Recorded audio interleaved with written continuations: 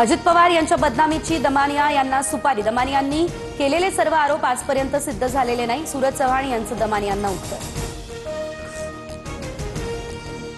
100 police माझ्या घरात घुसले, संतोष बांगरांचा दावा। तर दावा केलेल्या लोकप्रतिनिधींच्या घरी आम्ही गेलो नव्हतो, बांगरांचा दावा हिंगोली पोलिसांनी फेटाळला।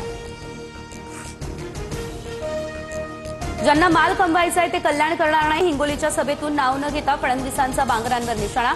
संतोष बांगरांनी 50 खोके घेतले, भाजप आमदार तानाजी मुटकुळे यांचा हा दावा।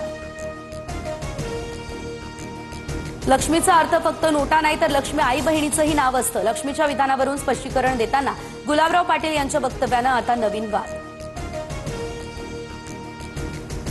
राम खाडे यांनी सुरेश धस यांच्या विरोधातले घोटाळे बाहेर काढले। देवस्थान जमिनीचा घोटाळा बाहेर काढल्यानं माझ्या पतीवरती हल्ला, राम खाडे यांच्या पत्नी तुळसा खाडे यांचा हा आरोप। राम खाडे हल्ला प्रकरणामध्ये जी चौकशी करायची ती करा, पण बिनबुडाचे आरोप करू नका, सुरेश धस यांचं हे प्रत्युत्तर।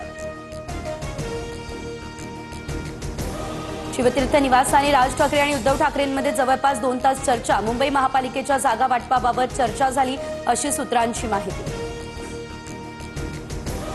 2 भाऊ एकत्र येण्यानं महायुतीवर कोणताच परिणाम होणार नाही, महायुतीचा भगवा झेंडा मुंबई पालिकेवरती फडकणार। ठाकरे बंधूंच्या भेटीवर अनिल बोंडेंचं नवनाथ वन यांची टीका।